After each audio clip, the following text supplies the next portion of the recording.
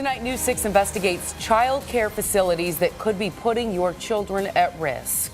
3-year-old Miles Hill was found dead, left in a hot daycare van back in August. Prior to his death, Little Miracles Academy had violated several state rules. As News 6 investigator Mike DeForest shows us, many other child care facilities in Central Florida have long lists of violations. Mike joins us live outside. Mike, this is something parents need to see. It is, Matt. Little Miracles Academy, where that boy died in the van, is shut down tonight. But as we discovered, some Central Florida child care facilities remain in operation despite having dozens of violations. This is our infant room now. Steve Curry admits the daycare he owns has had some problems. Are the kids safe here? Oh, the kids are definitely safe. It's just that when DCF came around, we didn't meet their requirements. Over the past 2 years, the Department of Children and Families has issued 53 violations against Trinity Learning Academy, the most of any Central Florida daycare. I applaud DCF myself because they have made us learn. DCF uses this checklist of more than 60 state standards to evaluate whether facilities are in compliance.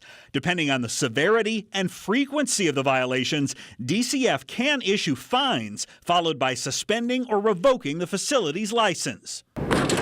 The most common violations involve paperwork, specifically personnel records and children's health and immunization forms. Another frequent problem, employee background screening. DCF recently fined Bright Horizons Childcare $700 and put the facility on probation for failing to screen an employee who's now accused of child molestation. Were you scared? No. Authorities say 4-year-old Deshaun Harris was left behind in a daycare van at Shining Stars Learning Center in Titusville last year.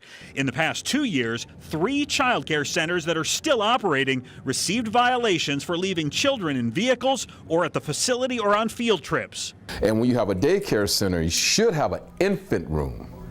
Now we have one. The biggest problem at Curry's daycare was having too many children in these rooms without enough staff supervision. For these violations, DCF has fined Trinity Learning Academy $855.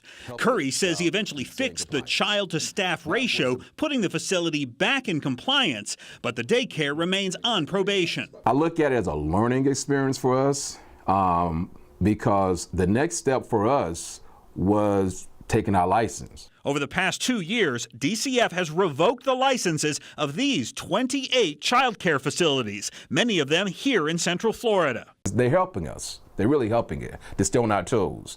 If they did not come by, who knows what these kids would be getting into and what these centers would be doing.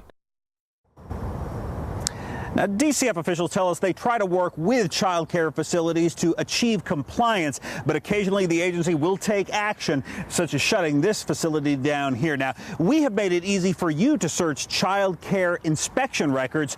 Just look for this story on our website, clickorlando.com. Matt and Lisa.